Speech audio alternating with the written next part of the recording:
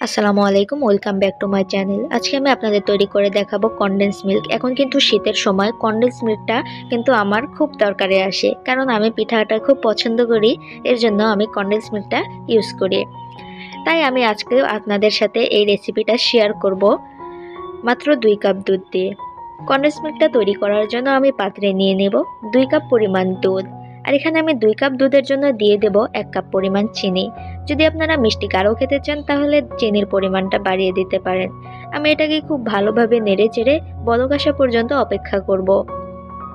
দুধে কিন্তু প্রায় বলক চলে এসেছে। এখন আমি এখানে ইউজ করব বেকিং সোডা।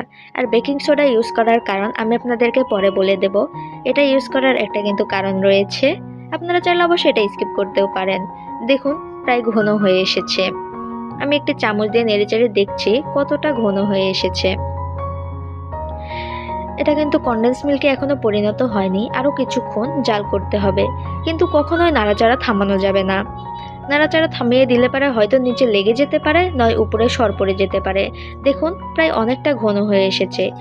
আর আমি আপনাদের এই পর্যায়ে বলে দিচ্ছি, আমার বেকিং সোডা ইউজ করার কারণ হচ্ছে কনডেন্স মিল্কটা তাড়াতাড়ি ঘন হয়ে আসে। মানে যে দুধটা দিয়েছি সেই দুধে যখন বলক উঠবে ওই পর্যায়ে বেকিং সোডাটা যদি ইউজ করেন তাহলে দুধটা খুব তাড়াতাড়ি ঘন হয়ে কনডেন্স মিল্কে পরিণত হবে।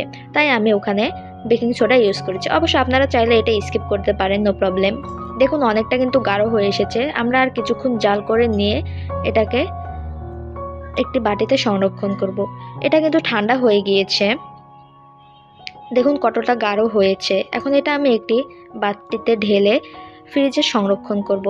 এটা কিন্তু আমি 1 সপ্তাহের মতো প্রায় 1 সপ্তাহের মতো আমি এটা সংরক্ষণ করে রেখেছিলাম ফ্রিজে। আপনারাও চাইলে এভাবে বানিয়ে ফ্রিজে সংরক্ষণ করে রেখে দিতে পারেন। যখন দরকার পড়বে তখন পিঠাটা বানানোর জন্য অথবা চা খাওয়ার জন্য এটা আপনারা ব্যবহার করতে পারেন।